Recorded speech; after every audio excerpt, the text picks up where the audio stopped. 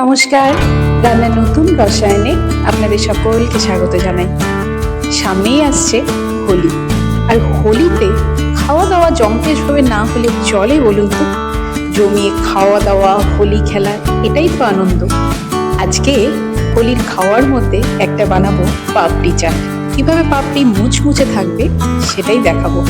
ময়দা নিয়ে তার মধ্যে নুন, জোয়ান আর 1 টেবিল স্পুন থেকে 1.5 টেবিল স্পুন মতন তেল দিয়ে ভালো করে কিন্তু ময়াম দিয়ে নিতে হবে।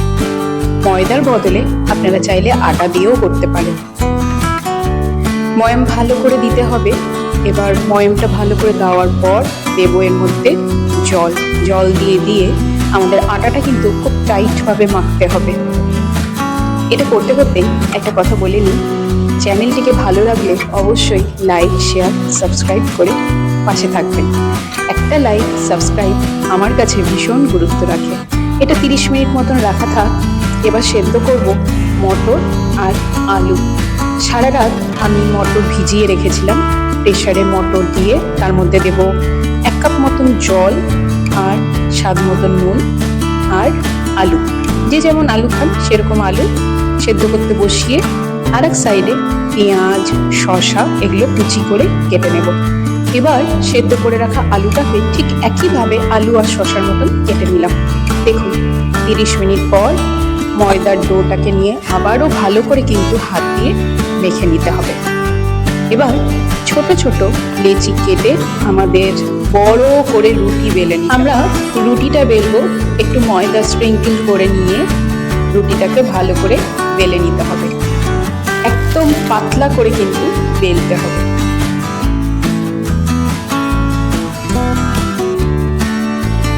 বেলা হয়ে গেলে একটা কাঁটা চামচ দিয়ে ফুটো ফুটো করে নেব, না হলে কি যখন ভাজবো ফুলে গেলে জিনিসটা ক্রিস্পি হবে না। এখন যে যেমন শেপের পাপড়ি চান সেরকম শেপ দিয়ে কেটে নিতে হবে। আমি একটা ছোট গ্লাসের আকারে কেটে নিয়েছি। এইভাবে এক এক করে সব কটা পাপড়ির আমরা তৈরি করে নেব। ভাজার পালা, তার জন্য তেল গরম করব। তেল ভালো করে গরম হয়ে গেলে আঁচটা কমিয়ে দিয়ে আস্তে আস্তে পাপড়িগুলোকে কিন্তু ভেজে নিতে হবে।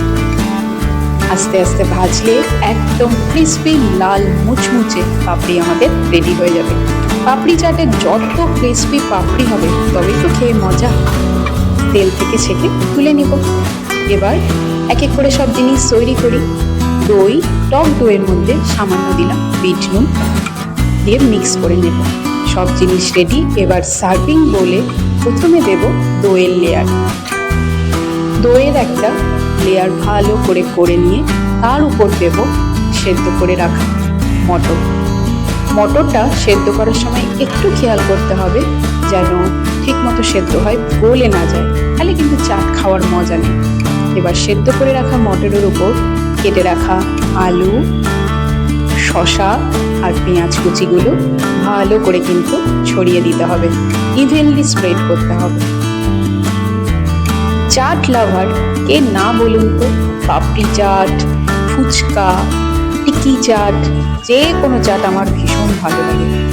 এখন সবার উপরে দেব হচ্ছে মশলা, লঙ্কা গুঁড়ো, বিট নুন আর ভাজা জিরের গুঁড়ো।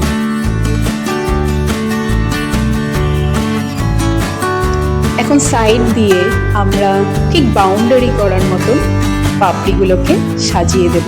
পাপড়ি চাট সিঙ্গেল পাপড়ির ওপরেও এই আলু, শসা, পেঁয়াজ, দই, গ্রিন চাটনি, তেঁতুলের চাটনি দিয়েও সার্ভ করতে পারেন, আবার ঠিক এইভাবেও করতে পারেন।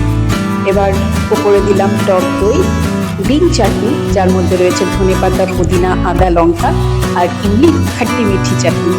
ব্যাস সব দেওয়া হলে উপরে ছড়িয়ে দেব আনার দানা। চাট কিন্তু বেদানা ছাড়া জমে না। আর সব শেষে উপরে ছড়িয়ে দেব ঝুরি ভাজা। ব্যাস আমাদের পাপড়ি চাট একদম রেডি। একটা করে পাপড়ি তুলুন আর এই মশলায় ডুবিয়ে মুখে কামড় বসিয়ে দিন। মজাই মজা। সবার ভালো করে হোলিটা খেলুন, ভালো কাটুক, জমিয়ে খাওয়া দাওয়া করুন। আজকের মতন আমার রেসিপি এখানেই শেষ। এরপরে আরও একটা রেসিপি নিয়ে হাজির হব। নমস্কার।